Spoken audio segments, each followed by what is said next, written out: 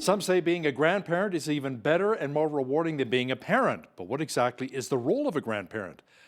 How and to what degree should we be involved in the lives of our adult kids and our grandchildren? Joining us to chit-chat a bit about it is Tim Seim. He's the seniors pastor at the Evangelical Free Church here in Lethbridge. Pastor Tim, welcome to Bridge City News. Thank you. Good to be with you. So is being a grandparent really as good as it sounds? I mean, Lord willing, I'd like to be one day. What was the experience like for you when you first became a grandparent? Oh, yes, it's as good as they advertise. You have all kinds of different experiences, but we have a situation in our life where we really have a building faith legacy. So it's easier, for sure, to be grandparenting in that kind of a context. It doesn't always work that way, but we had 12 grandchildren, and then our children decided to adopt two from other countries, so we went to 14. Now 6 of them are married, so we're at 20. So we need a permit when we get together. Christmas must be pretty amazing at your home then, you know? It's pretty chaotic, but a lot of fun. Do you have any favorite memories or special times with some of your grandkids you'd like to share?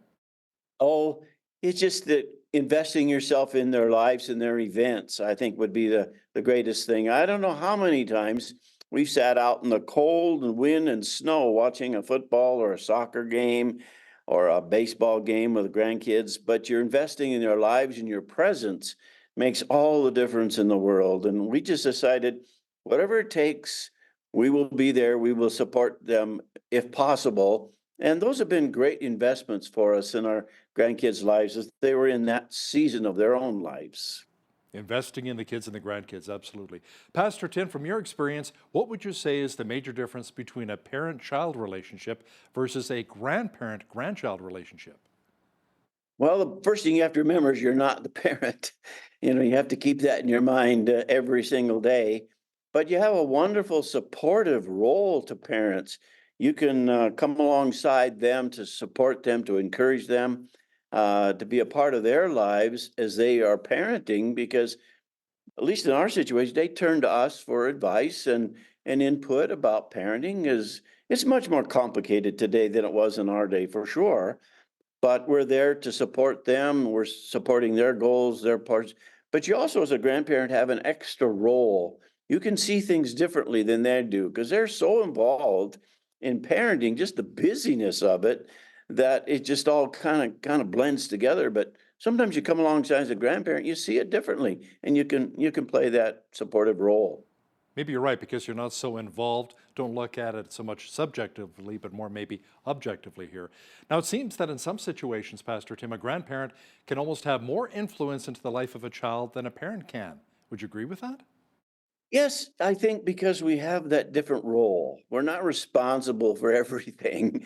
We're just responsible to come along and affirm and bless and just be active in their lives. We don't have to worry about all the details. We can just do the fun stuff, and we come alongside their lives to do that. I think that really adds to the extra role that we do play. It's a legacy role, and it's an important role, in my opinion. The fun stuff like hopping them up on sugar with lots of chocolates, buy them a drum kit and then send them home? You mean like that? Absolutely. Buy them a set of drums, it's just you have all kinds of opportunities. Now, I guess there's also a fine line between getting involved and interfering with the parents' roles, such as discipline, expectations, and goals laid out for the kids. Yes. You have to measure your relationship with your own children to know what your own role is. If you have a great relationship with your children, then you have a wider role. If they're a little more reticent or don't want certain direction or advice, then you have to find your place and do what you can, but don't cross lines so that you create a friction or just a distrust in that way. So it's different in that context. What are some real creative ways we can connect with our grandkids? I'm guessing maybe technology, but then at the same time, maybe some grandparents are not tech savvy. So there might be a challenge there. Oh boy, yeah, we wouldn't be alive with tech at all if it weren't for calling our grandkids to come over and fix the laptop or tell us what to do in our telephone.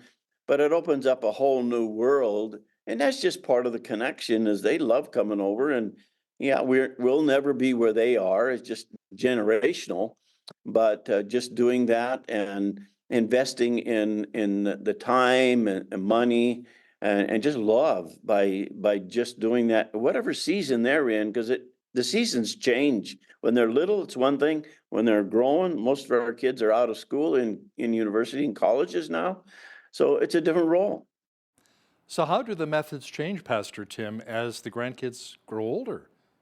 Well, when they're young, they worship you, when they're 3 years old. You're the greatest thing on the face of the earth, probably because you bring gifts or candy or all of those Or things drum when you kits?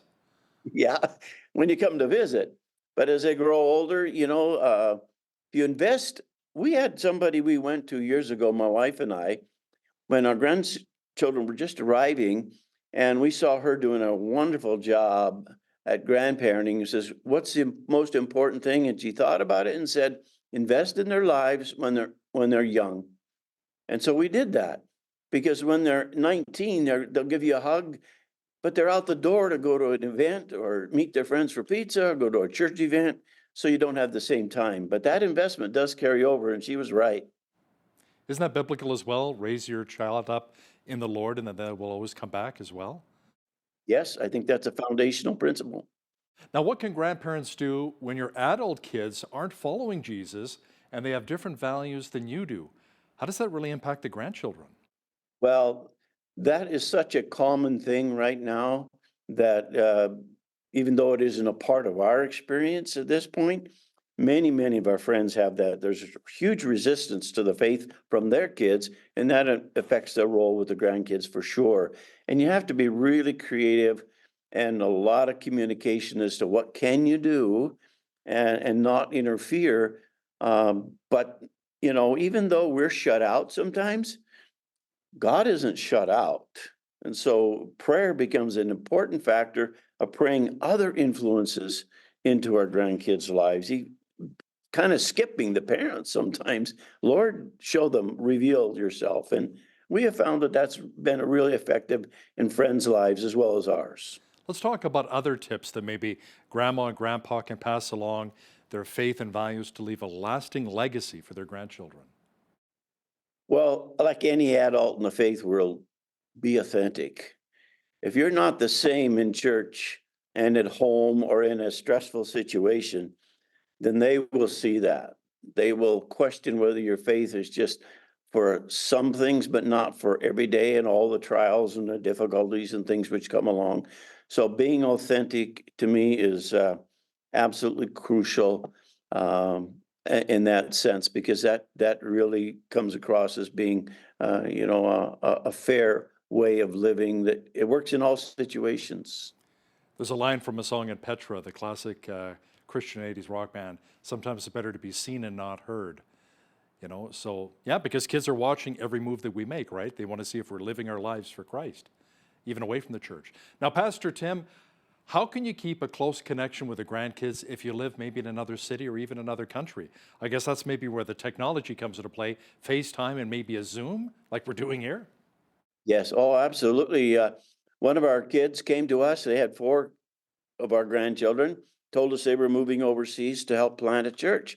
And we were very supportive of that because they follow Jesus. We want to support that until we heard that they were taking the four grandkids with them. And then I was, what? Hold on there. But yeah, the Zoom, the Skype, and the FaceTime today, you can be in people's lives wherever they are. And that has been a lifesaver for us at times when most of our kids and grandkids live far away from us. So yeah, use the technology. It's just a gift. It might be kind of cool as well if maybe the grandchildren go on holidays, or maybe the grandparents go on holidays to Hawaii or maybe Disneyland or something. Send a postcard. Get that in the mail. How much that would really warm somebody's heart and touch their heart. Old school way of connecting, right? Use everything you can possibly think of because it all counts. As they get older, we found out just investing a little bit of money financially. They're on a sports team. They're going to travel with that sports team, or they're going to travel with their church youth group or travel through school. Be the first ones to put in 50, 100, $150, whatever. You can't do the whole thing, but you can say, hey, we got you. We're going to go on that trip with you. Any advice for estranged family situations where grandparents maybe don't feel that they have the right to connect with their grandchild?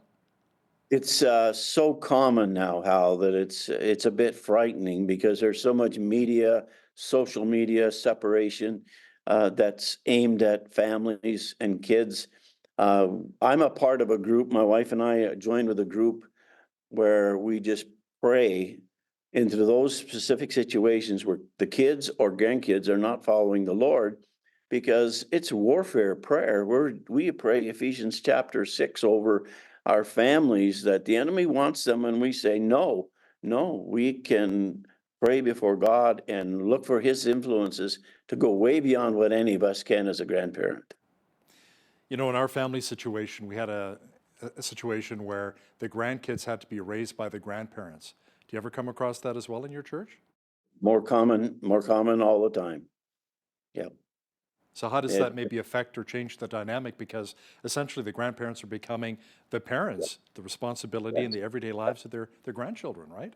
You have to switch roles at that point. You have to become the parent, or else you can't be effective.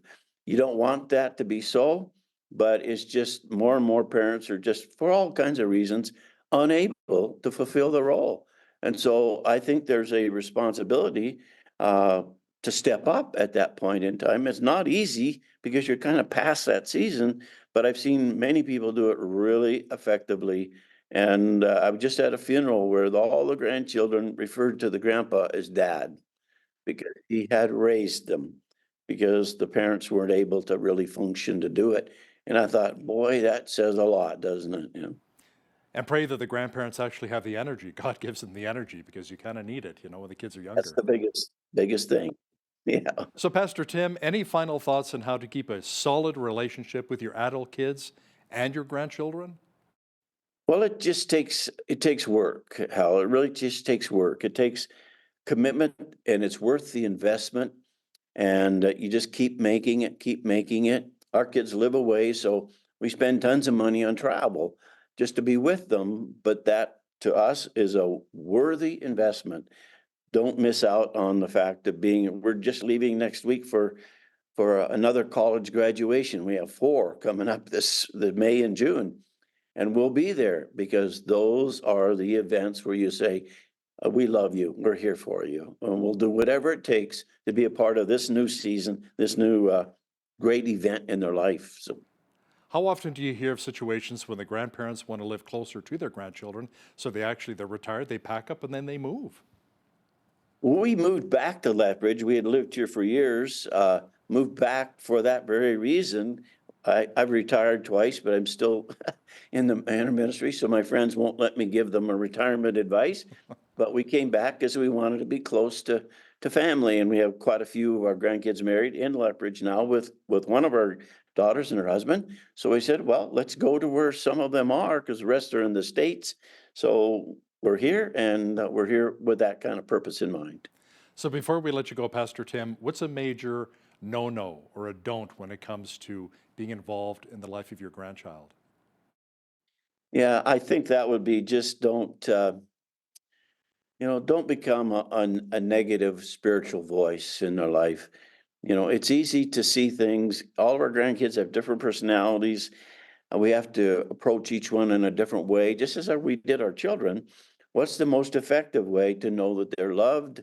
And we speak into their identity. We speak blessings over our children and our grandchildren, the blessings of the Old Testament and the blessings or benedictions of the New Testament.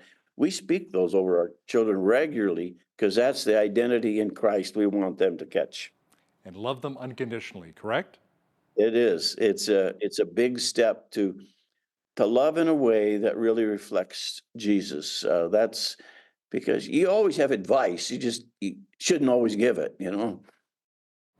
Tim Seim is the seniors pastor at the Evangelical Free Church here in Lethbridge. Pastor Tim, thanks so much for your time today. Oh, my pleasure. Bless you guys.